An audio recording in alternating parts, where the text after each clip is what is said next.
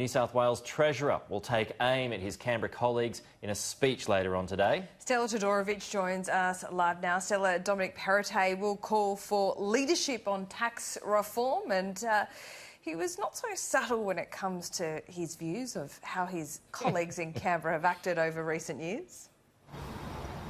Yeah, that's right. Dominic Perrottet will use this speech today to call on Canberra to stop focusing on its day-to-day survival, quote unquote, and instead start implementing tax reforms that could actually lift the country's prosperity. He will renew his pressure on his federal counterpart, Josh Frydenberg, to bring in new and bold reforms that will boost Labor productivity, which has gone backwards, Laura and Pete, for the first time in a quarter of a century. Last year, his calls for federal assistance were rejected, and this morning the Federal Assistant Treasurer told Sky News that the government has already delivered major reforms since being in office.